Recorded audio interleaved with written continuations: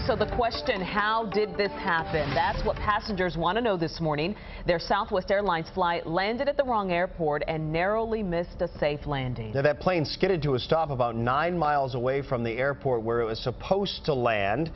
It's a much smaller airport. The runway, we are now finding out, was a lot shorter, and passengers could have been at risk. Channel 8's Marcus Moore is at Dallas Love Field, where those passengers finally ended up landing on another aircraft, we should say. That plane, meantime, is still stuck at that smaller airport near the Branson main airport. Marcus, what do we know so far? Well, hey, Ron, thank goodness for some strong brakes. This plane was originally supposed to be headed to Dallas, but it was making a scheduled stop in Branson, but it ended up being an abrupt stop because the plane landed at the wrong airport. Now, here's some video from the scene yesterday that plane skidding to a stop along the runway there, and passengers are telling us most of them had no idea that there was even an issue until about 5 minutes after the landing. That's when the pilot came onto the intercom and said that they had landed at the wrong airport. They ended up at Clark Downtown Airport instead of the Branson Airport, which is about 9 miles away. And so that was more of a surreal moment where instead of it being like, oh, we landed at the wrong airport, this is crazy, we were like, we were actually in danger.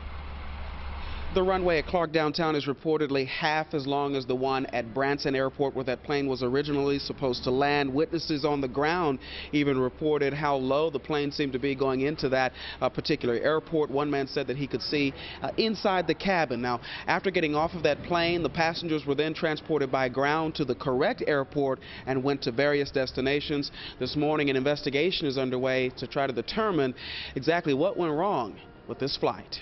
Live at Love Field this morning, Marcus Moore, Channel 8 News. All right, Marcus, and let me give you a better example of where the plane landed. Again, it landed here at M. Graham Clark Airport, and you can see it here on this Google map image that we brought up for you. And according to their website, this longest runway there is just over 3,700 feet.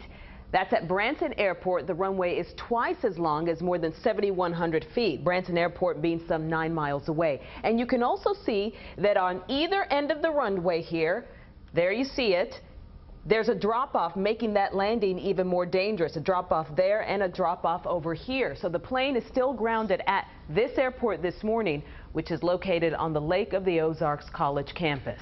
Much more to this story ahead on Good Morning America at 7, Ron.